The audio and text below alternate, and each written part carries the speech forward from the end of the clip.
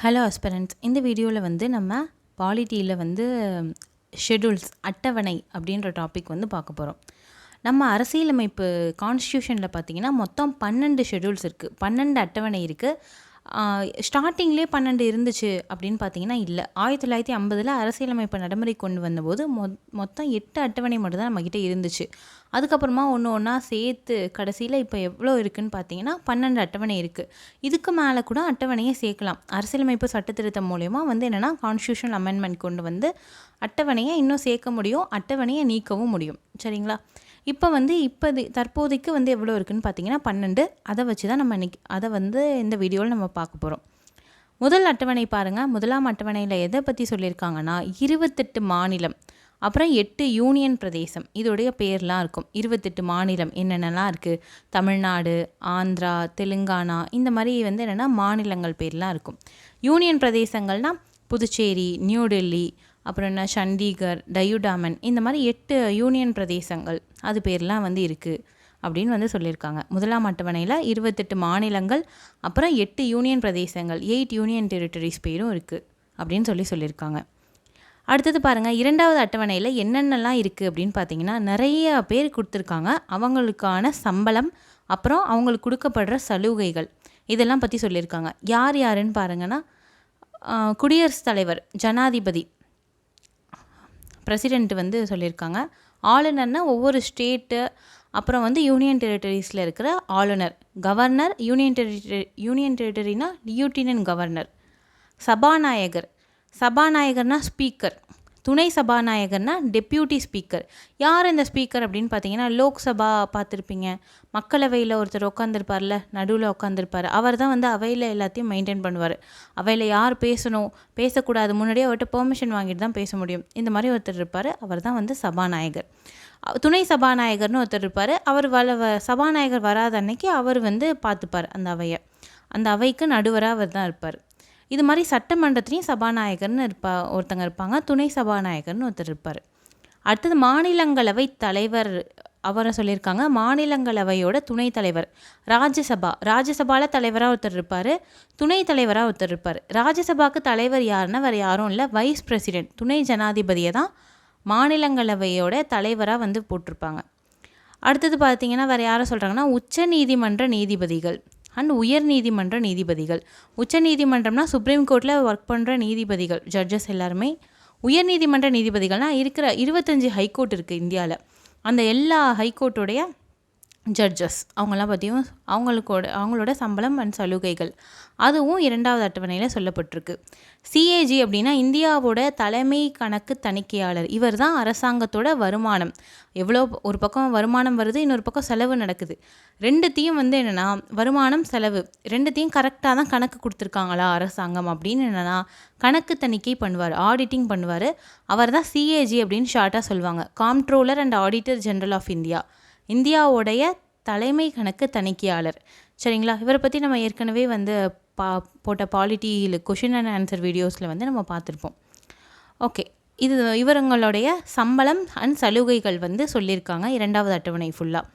மூன்றாவது அட்டவணையில் என்ன சொல்லியிருக்காங்க பாருங்கள், சத்தியப்பிரமாணம் மற்றும் உறுதிமொழிகள். சத்தியப்பிரமாணம்னா ஒவ்வொரு பதவியும் ஏற்றுக்கிறதுக்கு முன்னாடி சத்தியப்பிரமாணம், நான் வந்து என்னென்னா இந்த பதவிக்கு உண்மையாக இருப்பேன் இப்படிலாம் சத்தியப்பிரமாணம் எடுத்துப்பாங்கல்ல, அதையும் அப்புறம் உறுதிமொழிகள் அதெல்லாம் வந்து எங்கே சொல்லியிருக்காங்கன்னு பார்த்தீங்கன்னா மூன்றாவது அட்டவணையில் சொல்லியிருப்பாங்க.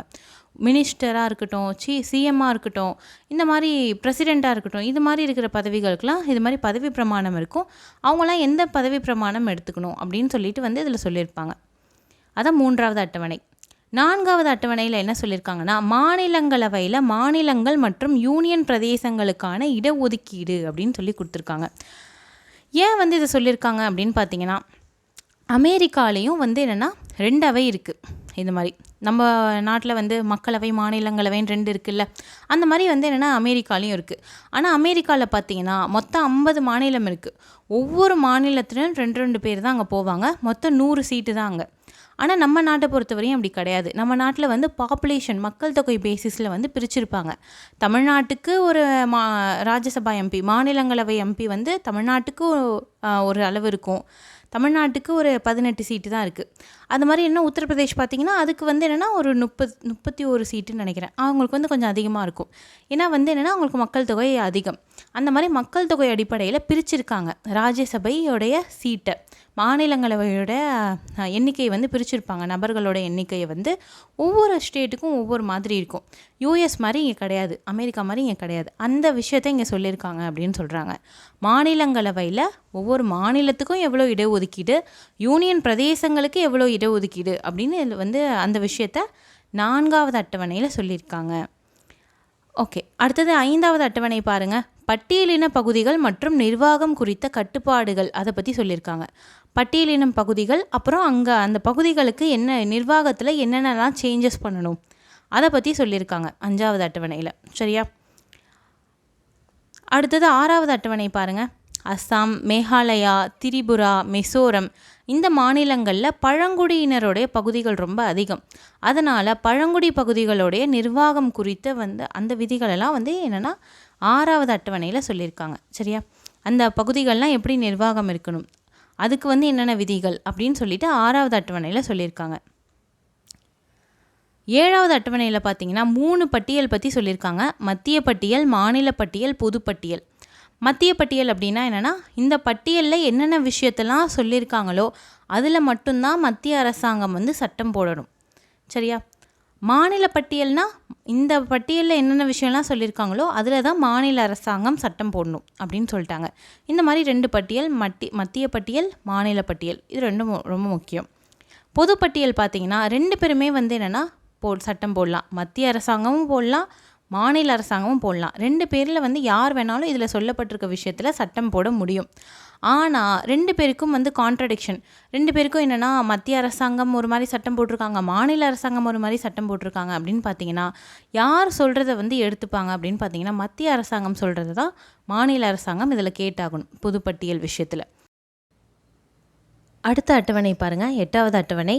அங்கீகரிக்கப்பட்ட மொழிகள் வந்து 22 இருக்குது இப்போதைக்கு.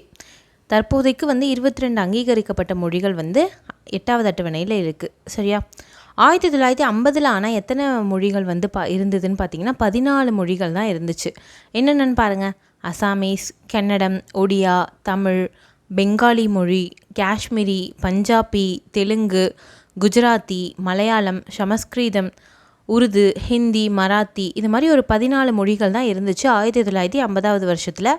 1967 பார்த்திங்கன்னா 21வது சட்ட திருத்தம் மூலயமா சிந்தி அப்படின்னு ஒரு மொழியை இணைக்கிறாங்க 8வது அட்டவணையில். 1992 இல்லை 92 1992 வந்து என்னென்னா 71வது சட்ட திருத்தம் கொண்டு வராங்க. அது மூலயமா கோன்கனி, மணிப்பூரி, நேபாளி இந்த மாதிரி 3 மொழிகளை வந்து சேர்க்குறாங்க 8வது அட்டவணையில். 2003 பார்த்திங்கன்னா 92வது சட்ட திருத்தம் மூலயமா மைத்தாலி, சந்தாலி, போடோ, டோக்ரி இது மாதிரி ஒரு 4 மொழியை சேர்க்குறாங்க.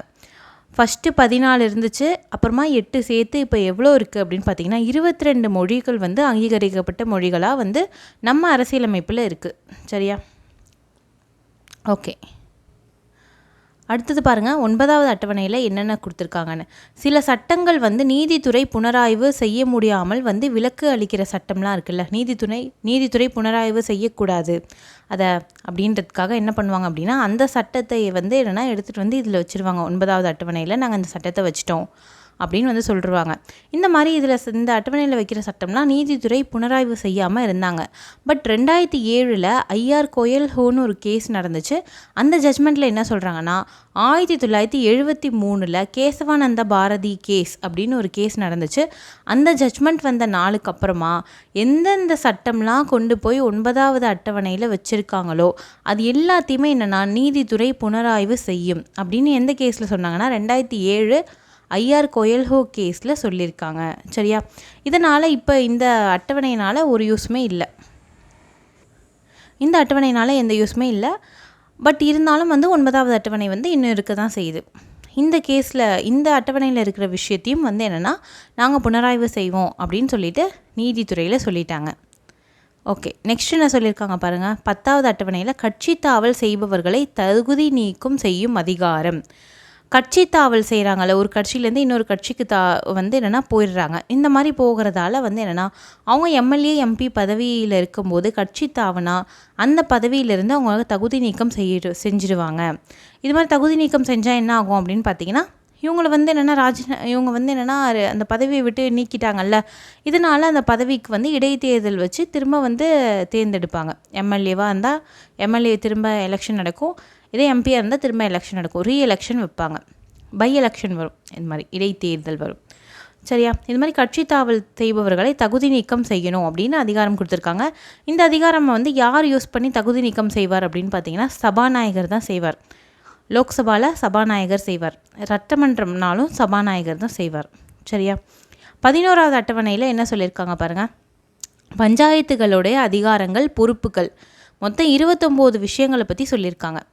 பஞ்சாயத்தோட அதிகாரங்கள், பொறுப்புகள் 1992 73வது சட்ட திருத்தமாக கொண்டு வந்தாங்க. பஞ்சாயத்து ராஜ், கிராமத்துக்கெலாம் பஞ்சாயத்து வேணும், கிராம பஞ்சாயத்துக்கு அப்படின்னு கொண்டு வந்தாங்க. இதில் மொத்தம் 29 விஷயங்கள் பற்றி சொல்லியிருக்காங்க, கிராமத்தில் இருக்கிற விஷயங்கள்லாம் பற்றி சொல்லியிருக்காங்க. 12வது அட்டவணை பார்த்திங்கன்னா நகராட்சிகளுடைய அதிகாரங்கள் அப்புறம் பொறுப்புகள். இதுவும் 1992 தான் வந்துச்சு இந்த சட்டம். 74வது சட்ட திருத்தம், 74வது சட்ட திருத்தமாக வந்துச்சு. 1950லேருந்து ரொம்ப வருஷமாக ட்ரை பண்ணி 1992 தான் அந்த சட்ட திருத்தம் கொண்டு வந்தாங்க. ரெண்டுமே பஞ்சாயத்து ராஜும் நகராட்சி, நகர்பாலிகா அப்படின்னு சொல்லுவாங்க, நகராட்சியில் எப்படி பஞ்சாயத்து இருக்கணும் அப்படின்னு வந்து சொல்லியிருக்காங்க. அந்த விஷயத்தெல்லாம் பற்றி சொல்கிறது தான் இந்த 2 சட்ட திருத்தம். இது ரெண்டுத்தையும் வந்து 11 அப்புறம் 12வது அட்டவணையில் வச்சுருக்காங்க. சரியா? இதுதான் வந்து மொத்தம் 12 அட்டவணையை பற்றி இந்த வீடியோவில் நம்ம பார்த்துருக்கோம். இது உங்களுக்கு புரிஞ்சிருக்கும்னு நினைக்கிறேன். நெக்ஸ்ட் வீடியோவில் வந்து நம்ம வேறு ஒரு யூஸ்ஃபுல்லான இன்ஃபர்மேஷனோட மீட் பண்ணலாம். அது வரைக்கும் தேங்க்யூ.